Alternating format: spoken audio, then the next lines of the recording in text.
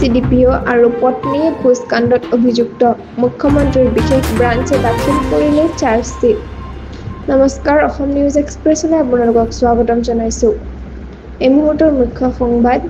কোকৰাঝাৰৰ child development project officer CDPO সূৰ্য বৰুৱা আৰু তেওঁৰ পত্নী মধুস্মিতা বৰুৱাৰ বিৰুদ্ধে ঘোষ আৰু অপৰ্যাপ্ত সম্পত্তিৰ কেছত মুখ্যমন্ত্ৰীৰ বিশেষ ব্ৰাঞ্চে বৃহৎ চাৰ্জশ্বিট দাখিল কৰিছে। CM ভিজিলেন্সৰ তদন্তত পোৱা গৈছে যে সূৰ্য বৰুৱাই নিজৰ জানিব পৰা আয়ৰ তুলনাত 198% অধিক সম্পত্তি সংগ্ৰহ কৰিছে। তদন্তৰ সময়ছোৱাত তেওঁৰ বাহনত বৃহৎ পৰিমাণৰ নগদ ধন উদ্ধাৰ কৰা হয়। চাৰ্জশ্বিটত প্ৰকাশ পোৱা বৰুৱাৰ মুঠ সম্পত্তিৰ মূল্য প্ৰায় 40 কোটি টকা, যি তেওঁৰ ঘোষিত আয়ৰ 465% বেছি। CM ভিজিলেন্সৰ বিশেষ দলে গ্ৰেপ্তাৰৰ 58 দিনৰ ভিতৰত 3142 পৃষ্ঠাৰ বিস্তৃত চাৰ্জশ্বিট দাখিল কৰিলে। ইয়াৰ উপৰিও বৰুৱাৰ পত্নী মধুস্মিতা সন্দিকৈ বৰুৱাকো এই কেছত অভিযুক্ত হিচাপে নাম দিয়া হৈছে।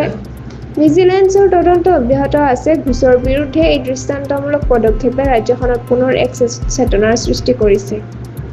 সংযুক্ত হৈ থাকক অসম নিউজ এক্সপ্ৰেছ চেনেলটোৰ লগত। চেনেলটো লাইক, কমেণ্ট, শ্বেয়াৰ, ছাবস্ক্ৰাইব কৰিবলৈ নাপাহৰিব। লগতে কাষতে থকা বেল আইকনটো দবাবলৈ নাপাহৰিব। ধন্যবাদ।